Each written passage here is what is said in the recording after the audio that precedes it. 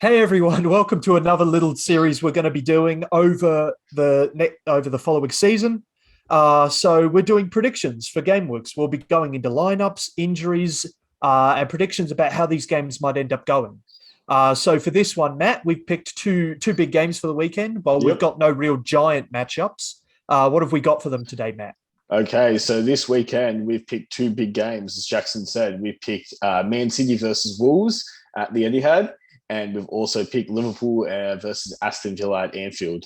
So these are the two games that we thought might be the more spicier games of this game week, Mm-hmm. considering Aston Villa's form with Steven Gerrard taking over Aston Villa and putting them onto a good win streak.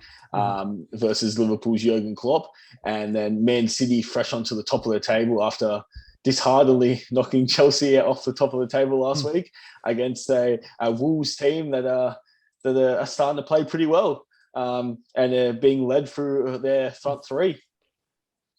Yeah, so well, Yep. let's dive right into it. Jackson, do you want to start off with the Man City and Aston Villa, Man City and Wolves Uh, game?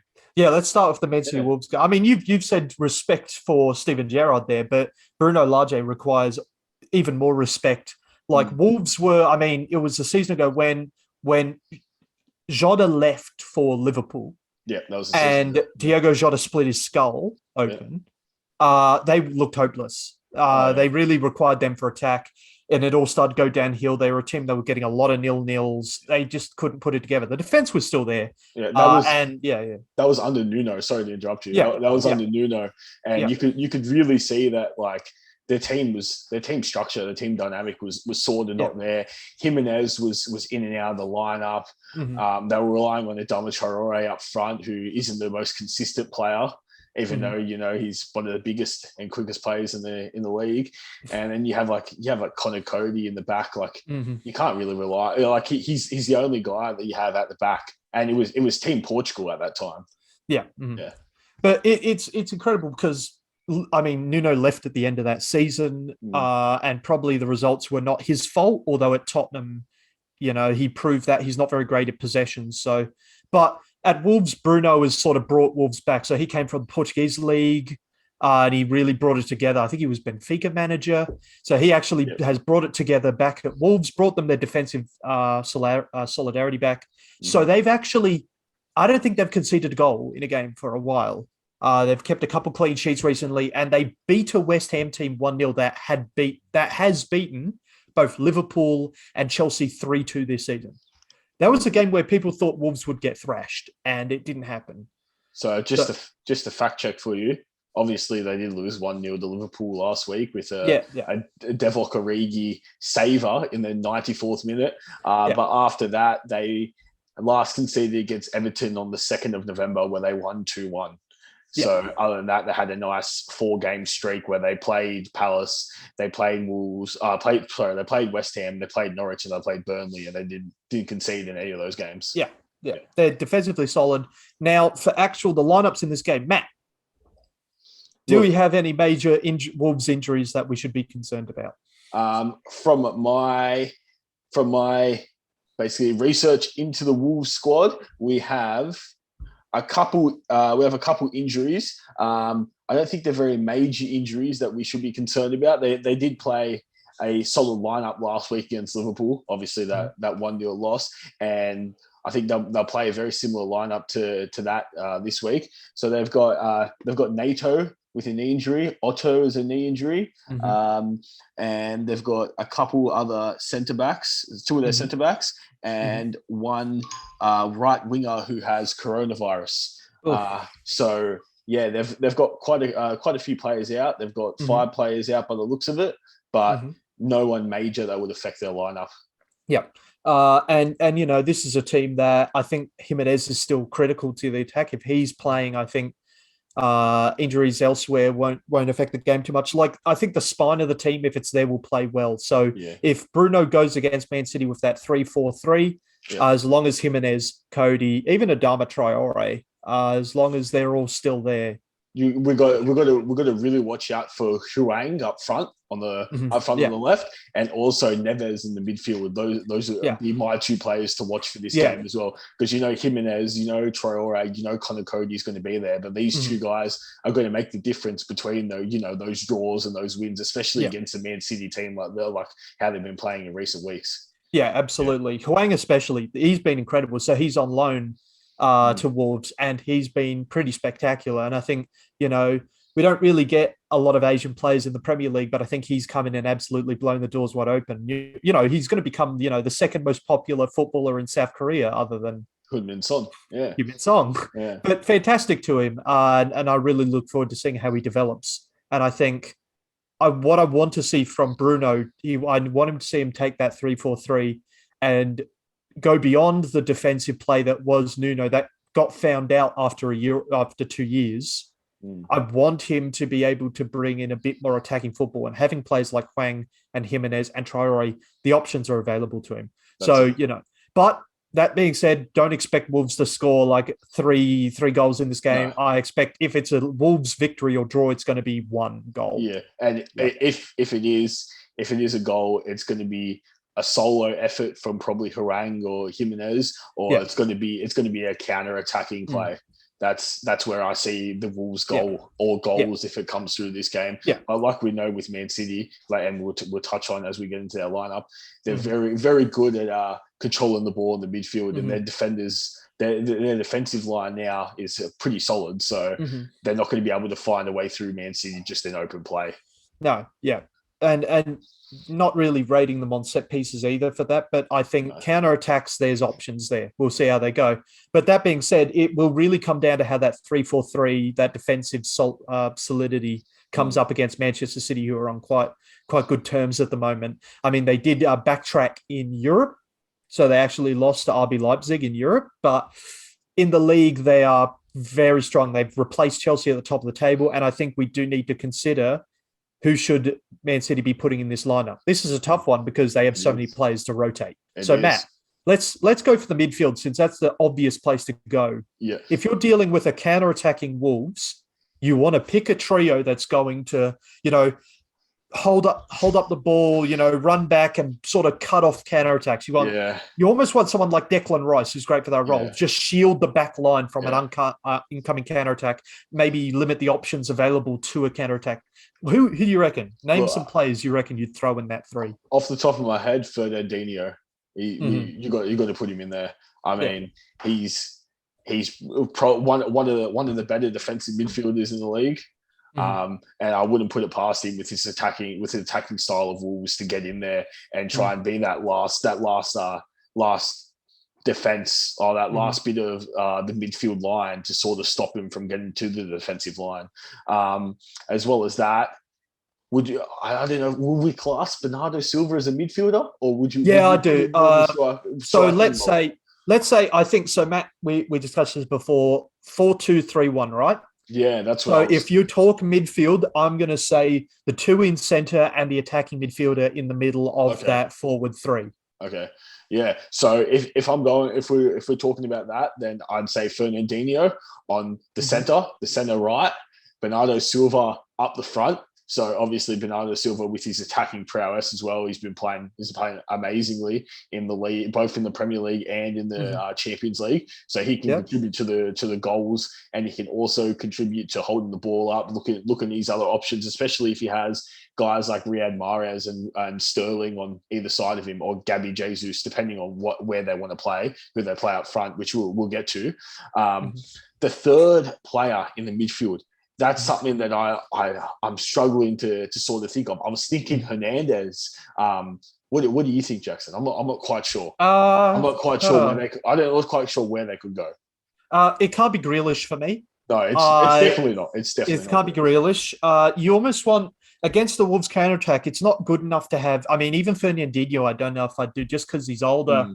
There is pace in that front line for Wolves. So it's risky, especially with Traore. I think Fernandinho might struggle to deal with that. He might get dragged out. I feel like you want one very deep lying midfielder. You want someone who's more box to box, contributing to both ends and who's pacey. And you want someone up front who is your more conventional, contributing at the edge of the box, getting involved in the actual goals. Now, they don't have any major injuries. I think Foden's a concern. He got an ankle injury. Yeah, Foden's a concern. Their major injury so far in the league has been Fernan Torres, which we probably won't see him back until maybe another couple of months. And then other than that, they've had 2 suspensions, one for no eligibility and one we don't like to talk about this one. He's transferred to Prison FC. He won't be in this lineup. Don't worry. So Foden would be nice, but let's say Foden's out. Now, I think Gundogan, I think De Bruyne came back after getting COVID. He's back.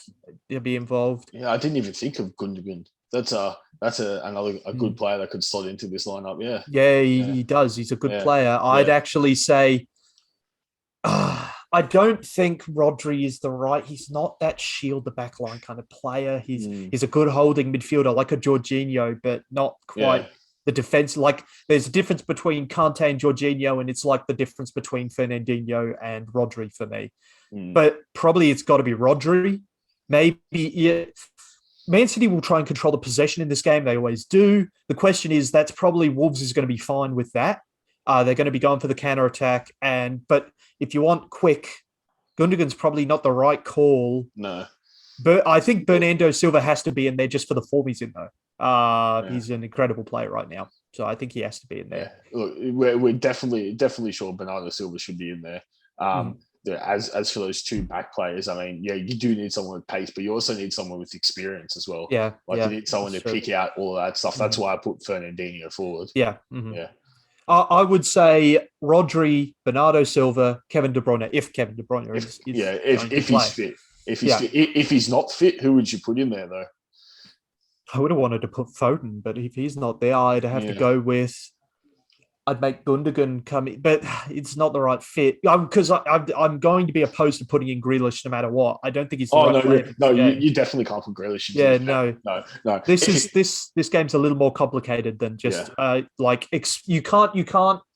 You will have most of the possession, yes, but you can't afford to. Against Wolves, you need to put more of your midfield into defending against counterattacks and actually having incisive play as opposed to set piece.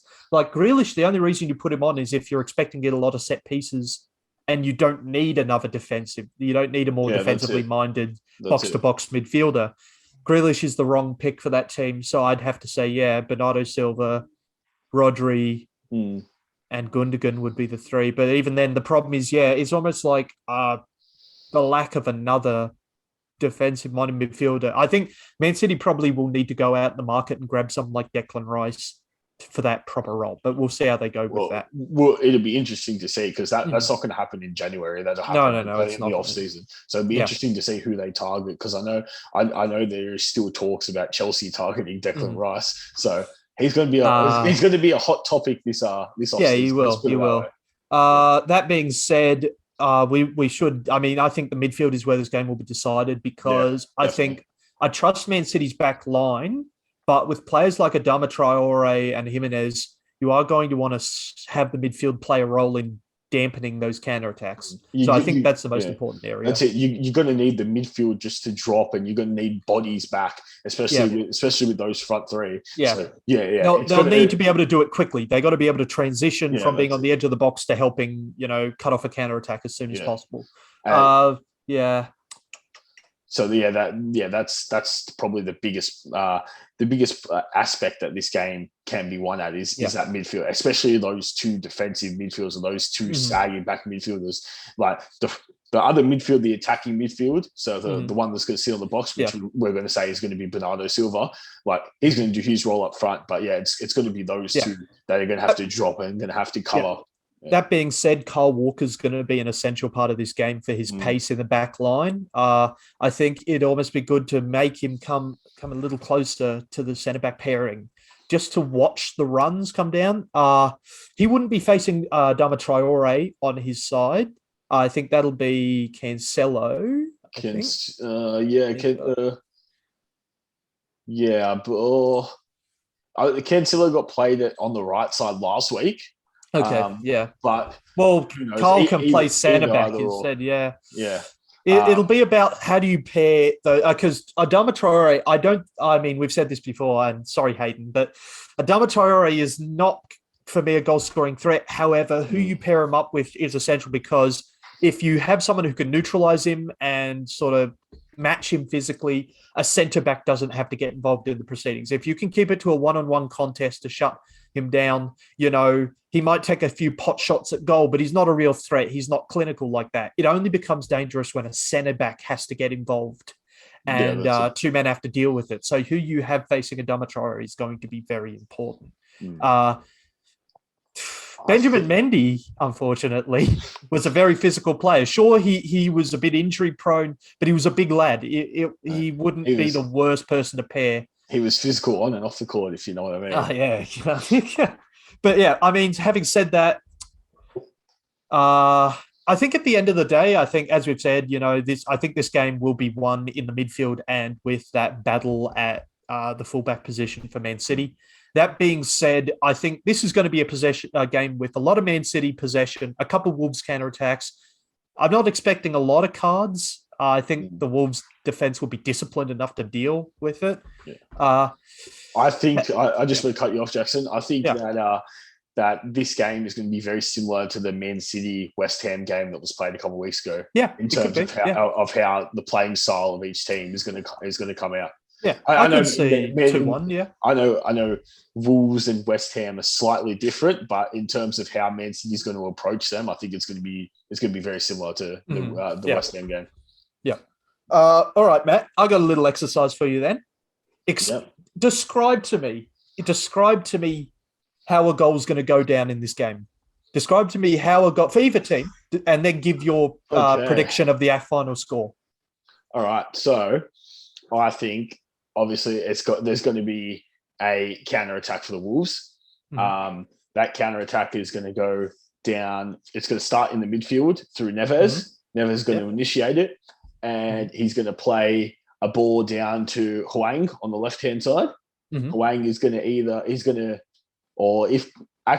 play on the right-hand side because Kyle Walker will be playing at the right back. He'll play the right-hand side to Adama Traore. Adama Traore is going to get down, take on Cancelo, most likely beat Cancelo down that side.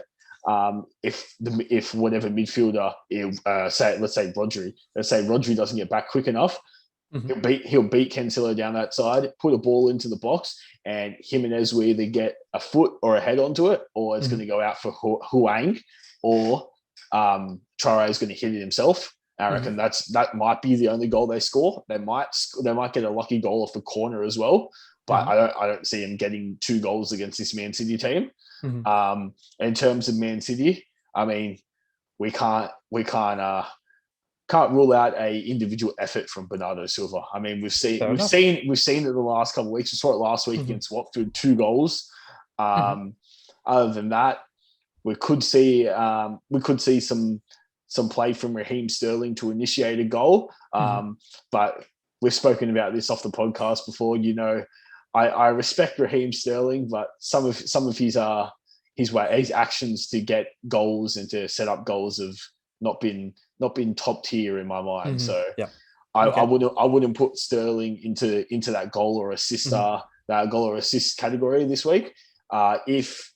If they do play, I've just lost my train of thought. Would you like to? Let's just get straight to the prediction. I believe it's going to be a 2-1, if it is, or a 3-1, but most likely a 2-1. Sorry. Continue, Jackson. Sorry. Reasonable. I'm trying to think of this player, but I can't remember his name. It's just, when it's on like the tip of your tongue and then you forget about it. Yeah. Fair enough. But I think that's fair enough. I think 2-1's pretty reasonable. And with that, we will get straight to the other game where I will finish off with giving my description of a fantastic goal and give a final predictions for Stevie G's return to Liverpool, but not how as people expected it to go down. This is strange. I think Stevie G, this might be one of the first times Stevie G celebrates a goal against Liverpool. This could be very bizarre. It could be a good game to watch. I mean, It could be a very good game to watch. I'll watch it. I'm going to watch it. Some tensions are going to be high, and Yeah. it'd be a good game to watch. Yeah. I will watch it as well. Mhm. Gabby Jesus, that's who I was thinking of. Sorry. He's so proud of himself. I think he'll be among either a goal or an assist this week for Man City. Sorry to cut you off. Yeah. All right. Well, Matt, do we have any major injuries for Aston Villa that we should be concerned about? I don't think we do. I think Trezeguet's out, but it's not the end of the world. I think it's interesting because since Stevie Gerrard's come in, he's been, a lot of people realise that he's been, he's really come in and they've brought him back into form with 3 wins out of 4. To be fair, the loss was against Man City, but it was a 2-1. It was a valiant performance. And they've come a long way since West Ham beat them 4-1. Really rough at away. It was rough on them. It was rough on them. And I think after a couple other games, they lost to Wolves, where Wolves came back and won it 3-2. Like a couple of the results there just meant it was the end for Dean Smith. But what people haven't talked about is the fact that Steven Gerrard came into this team and dropped Ings for a couple games. Like he's preferred Ollie Watkins to Ings quite consistently. And now, I mean, maybe there's something going on behind the scenes. Maybe it's match fitness, but Ings isn't injured as far as I know. It seems to simply be that Jim prefers Watkins. So you can expect Watkins to lead the line for Aston Villa in this game.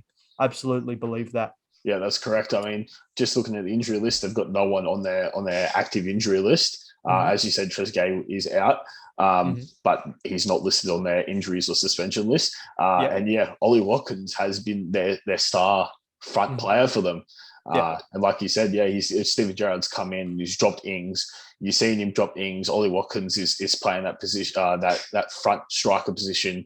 You've also got Tyrone Mings playing in the centre back position, as he always does. He's holding it down well for them back there. And I think he'd be partnered with Konsa this week. Yeah. Okay. After his stellar 2-goal performance against Leicester last week. Oh yeah. I mean, at the end of the day, this is another manager that is very good defensively. So surprisingly, Steven Gerrard seems to have been able to organise that defence into something quite solid more recently. And to be fair, under Dean Smith recently, before he got sacked, I mean, players like Mings were probably underperforming in how they usually are, quite defensively solid. I think that Target, it's a shame, but I think at the end of the day, he's done well. He's doing well with those players. I think under Smith as well as underperforming, I think they were underappreciated as well. And that's something that Gerrard has come in and just brought out of that back 4 lineup. There's something about playing under Gerrard will probably have an effect on that team. I think he's a real personality. He comes into a room and people notice him.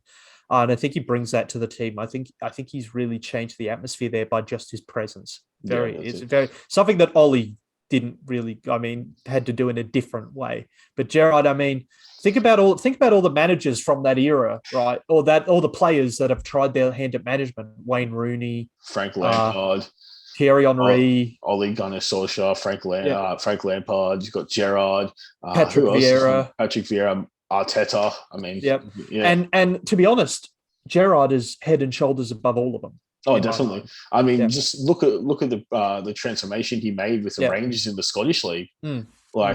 That's something that doesn't go unnoticed. And then when you come into the Premier League as a first managerial role into the Premier League, and you take on Aston Villa, who was struggling, and you brought them back into some solid performances, some good wins. I mean, that doesn't go unnoticed. Yeah.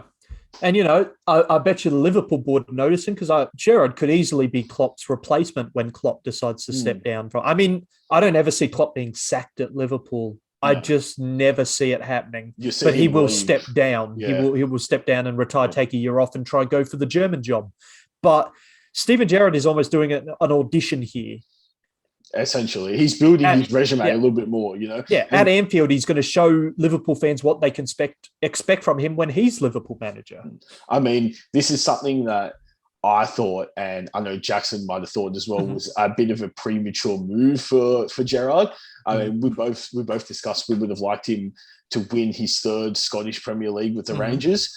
But Yep. looking at what he's doing now with Aston Villa, I mean, you can't count him out to be a front runner for that Liverpool job when Klopp ends up retiring. And it is something that's going to build on his resume a little bit more and a little bit more. And we could see him progress further. And we could also, this might be a hot take that I'm just going to put out there now. We could see him take over Gareth Southgate for the England national job. It's possible. Yeah. I mean, this is the career path Lampard should have followed. He jumped to the gun by ducking out of Derby and moving to Chelsea when he really should have taken the time to build up and then build to Chelsea. It's what Gerrard is clearly doing. He's building to a move to become manager of Anfield. And I think that Lampard probably needed that time. But when you think about it, they're two diametrically opposed in their manage, like both midfielders with attacking attitudes, but at the end of the day, their actual managerial style is completely different. Gerrard's defensively solid, which Lampard was not. And Lampard encouraged youthful attackers like Abraham to go out for it and win games with goals. Abraham, Mount, just to flood the other team with attack, essentially. Yeah, and one of those managers has worked out, though. Lampard, unfortunately, that style didn't work. You need a working defence to win games. Defence wins championships. I've been saying this. They do. Every single sport, you can put it in. Defence wins championships. I absolutely agree with the statement. Now, in terms of how this game is going to go down formation-wise, I think Liverpool will bring up Liverpool. So Liverpool will play a 4-3-3. But what's interesting is that their injuries complicate things a little much for them. I've got 3 injuries on the injury list that I'm looking at. So I'm on transfermarket.com. Don't know how accurate it is, but we'll run with it for now. They've obviously got Harvey Elliott with his dislocation of his ankle. Bobby Firmino with a hamstring injury, and he's been out since the 5th of November. And they haven't got a respected return date for him. And Nathaniel Phillips, who sustained an injury last week earlier in the week, about 4 days ago, he fractured his cheekbone, and he has no expected return either. So there are 2 on that list that are a bit more recent. So Curtis Jones is out with an eye injury. And the other big one is Jota. Jota. So the interesting thing that happens here is it would make sense that if Firmino was injured, Jota would come in. With Jota, potentially he had a knock, and I think Klopp won't risk getting an injury when he's going to lose Salah and potentially Mane in the African Cup oncoming. So I think now if you're in this position, you don't want to risk Jota. There's one man who demands it. Now, I think he'll play.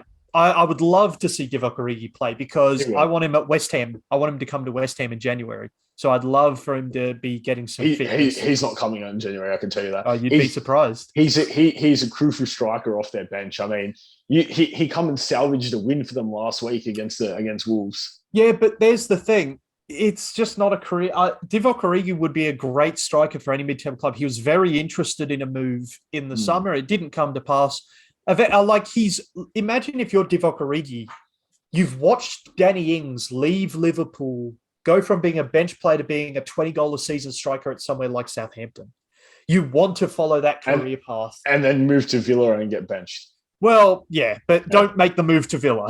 No. don't be Danny Ings and make the move to Villa, which was a bizarre.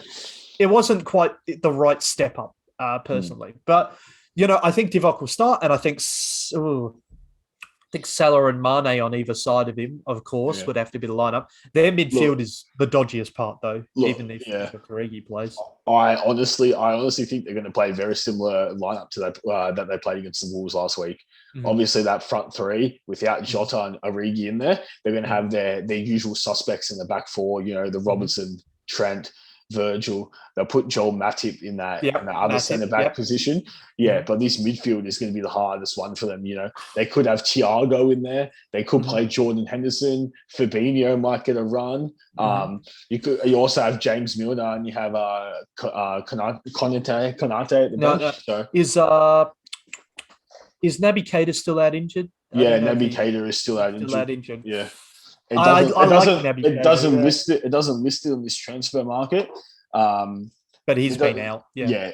I remember his injury. Well, we saw the injury We saw Paul Pogba take him out in that Man Yeah, United game. yeah. That was rough. He's definitely going to be out for So, a couple of weeks. My ideal midfield for Liverpool would be Navigator, Fabinho, and Henderson. I don't think Thiago is he needs more time. Because of injuries, he sort of got thrown into that midfield and he hasn't had time to. I mean, look how long it took Klopp to get Fabinho developing into that midfield when he first got Fabinho. It took time. That's it. Yeah. But now Fabinho for me is the one that has to be in that midfield. Incredible player. He's the essential player in this three midfielder. Yeah, absolutely. But do I think now? I know that Aston Villa could go 4-2-3-1 or 4-3-3. There's a lot. Steven Gerrard might go. I know it's going to be a 4 at the back. I don't expect a 3-5 from Stevie G. No. I expect it to be a 4 at the back. How they actually organise the forwards is a little more complicated. But against Liverpool, I mean, when Gerrard's Aston Villa had to come up against Man City, they lost. Valiant effort, but they lost, and they had to deal with that possession style football. The Gegenpress, this gets a little complicated. I think Liverpool will win this game. Oh yeah, I believe so as well. It'd be a closer game than what the Man City Wolves game will be, I reckon. But it's a hot take. I reckon it'd be a closer game, but Liverpool will take it. I'm expecting more goals in this game than I'm expecting from the Wolves Man City game, though. I'm expecting more goals, but if I had to break it down, what I imagine is that. Okay, I think Jordan Henderson or Fabinho is going to intercept and take back position in midfield from maybe McGinn. I think that Aston Villa will be caught on by one of those quick counterattacks high up the pitch by Liverpool. I think you're going to find the ball taken down to Salah, and I think Salah, being the greedy, selfish player he is, will cut past Martinez and score for Liverpool. I think that goal is going to be part of a 3-1 win for Liverpool. Yeah. I think sorry, just to cut in, I think Sadio Mane is going to bag on the in this 3-1 win as well. Yeah. They'll be done, and Salah will finally start paying off again as my fantasy Premier League captain. Let's see it happen. No, he's everyone's fantasy Premier League captain. Of course he is. All right. That leaves us there. So as you can see, sorry guys, we're not giving any respect to the underdogs. I think at the end of the day, it's a Man City and Liverpool storm on, and it's a matter for Chelsea to keep in touch with them, and West Ham, of course, to keep in touch with them. We're basically in a title race now. Someone's got to replace Manchester United in the title race, so we'll do it. We'll replace it. And I mean, Chelsea's playing Leeds this game week, and West Ham's playing Burnley this game week. So they're winnable games for both teams. I think all 4 teams win their games. They should. They definitely should. All right. Well, thank you guys for joining us for the first ever preview of a game week 16. I expect us next weekend. We'll be doing the same thing, and hopefully we've got these predictions right. Surely we can get them right this time. We got this. Surely. We're talking about the 2 of the top 4 teams in the league, man. Come on. We expect big things, guys. Come on. Bring it. All the teams that we talked about today were in the top 10, except for Aston Villa, who are 11th, and they're only 11th by 1 point. So we're talking about teams in the upper echelon on the Premier League table. So let's hope we've got this. Bring us a good game week, guys. All right. Thank you guys for watching. We'll see you guys later. Thank you. Peace.